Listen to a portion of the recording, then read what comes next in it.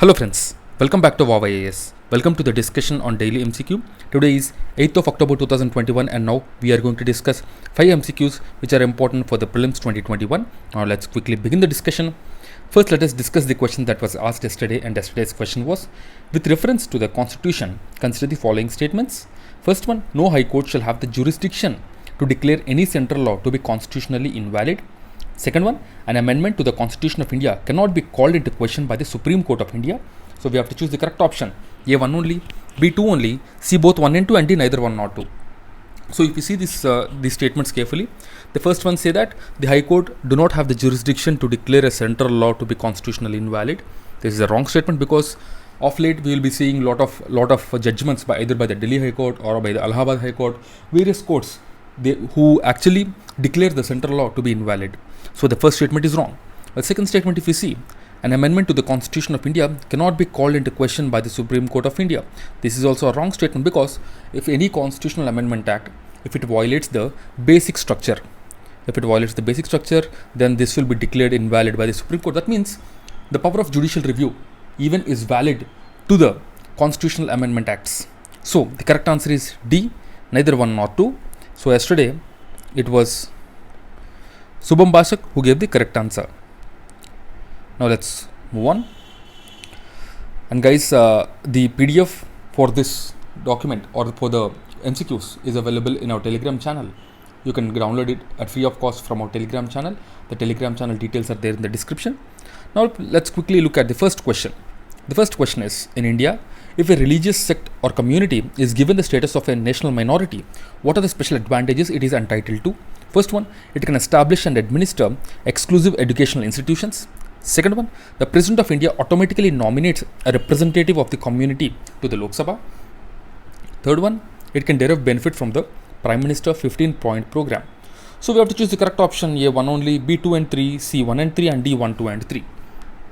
So if you see them carefully, the first statement says it can. So it's with regard to the minorities. In Constitution we have two articles, Article 29 and 30, which deal with the minorities. Okay. So under Article 30, a minority can establish and administer exclusive educational institutions. The first statement is right. But the second statement, if you see, there is no you can say no rule or anything with regarding to the nomination of a representative from a minority community to the Lok Sabha. The second statement is absolutely wrong. So first we'll eliminate the second statement. So option B and D gets eliminated. So we have option A and C left. So the third statement says they can derive benefit from the Prime Minister's 15-point program. It's a CSE 2011 question. So back then the 15-point program was in use. The correct option is C, 1 and 3. So the term minority specifically is not defined by the Constitution. However, the Constitution recognizes religious and linguistic minorities. Article 29 and 30 deal with the cultural and educational rights of the minorities. Article 29 protects all the minorities, and if any person who has a specific kind of culture, script, or any language, if they want to conserve, not only minorities, if anyone want to conserve anything, they can conserve it. It is given to them. The power to conserve, the power to save is given to them by the Constitution by Article 29. Article 30 specifically for the minorities, specifically for the establishment of minority education institutions. Okay, and minorities can derive benefits from the Prime Minister 15-point program, which is very important. An important aim of this Prime Minister 15-point program is to ensure that the benefits of the various programs and schemes for the underprivileged reach to the disadvantaged sections of the minority communities.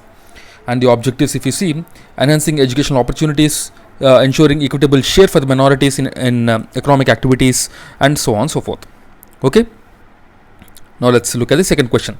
With reference to the Indian freedom struggle, Usha Mehta is well known for A. Running the secret Congress radio in wake of Quit India movement, B. Participating in the second roundtable conference, C. Leading a contingent of Indian National Army, and D. Assisting in the formation of interim government under Pandit Jawaharlal Nehru. The correct answer is A. Running a secret Congress radio in the wake of Quit India movement. Okay, so this is with regard to Quit India movement. So Usha Mehta is a very famous personality, is one of the most prominent Gandhians in India.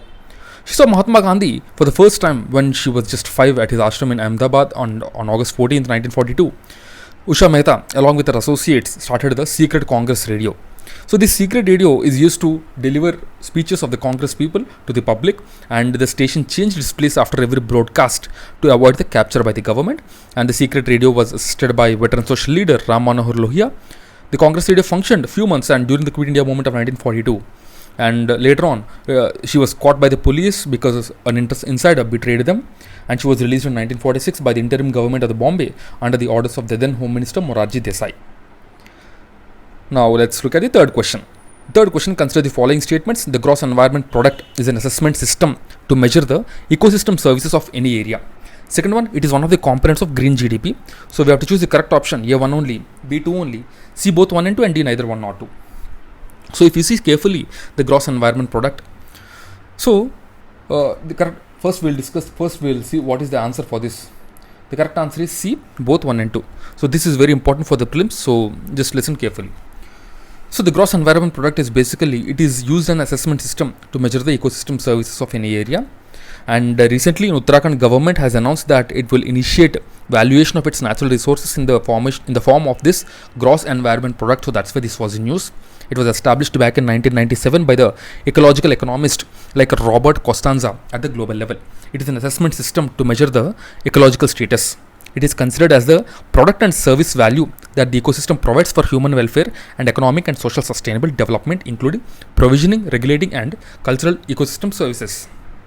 Overall, the GEP, gross environment product, if you see, it accounts for the economic value of the ecosystem in providing products and services, and it is one of the component of the green GDP. The green GDP is an indicator of the economic growth with the environmental factors taken into consideration, along with the standards of GDP of the country. It factors the biodiversity losses and the cost attributed to the climate change. The value of the ecosystem services is about twice as much as that of the global GDP. Therefore, it would help in the conservation of environment and also help us save from the effects of climate change. Now let's look at the fourth question.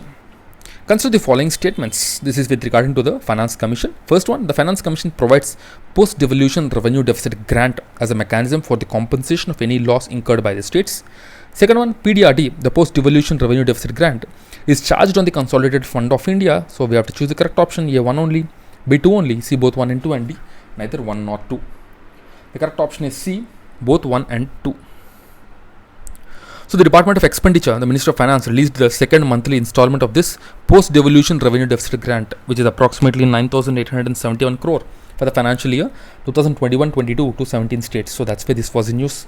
The center provides the PDRD to the states under Article 275 of the Constitution, and it is charged on the Consolidated Fund of India in each year as a grant in aid of the revenues of the states as the Parliament may determine. So as per the recommendation of the Finance Commission, these grants are released in 12 monthly installment to meet the gap in the revenue accounts of the states post-devolution. The Finance Commission provides this grant as a mechanism for the compensation of any loss incurred by the state, and 15th Finance Commission recommended the post-devolution revenue deficit grant over the 5-year period ending 2026. 2021 to 26 is the time period for this 15th Finance Commission. So the Finance Commission grants, if you see, the Finance Commission grants is given for the rural bodies, the rural local bodies. Nearly half of the Finance Commission grant in union budget goes to these village local bodies. Next, a grant to the urban local bodies is given, where urban local bodies like municipal councils receive the largest chunk of the Finance Commission grant after the rural local bodies and post-devolution revenue deficit grant. And also assistant to state disaster relief fund. The post-devolution revenue deficit grants is the second largest after the rural local body grant. Okay, now let's look at the fifth question. The fifth question is, the authorization for the withdrawal of funds for the Consolidated Fund of India must come from A, President of India, B, Parliament, C, the Prime Minister, and D, the Union's Finance Minister. So we have to choose the correct option. And if you see for this question, the correct option is B, the Parliament of India. Because any money which has to be withdrawn from the Consolidated Fund of India should come from the Parliament. The approval has to come from the Parliament.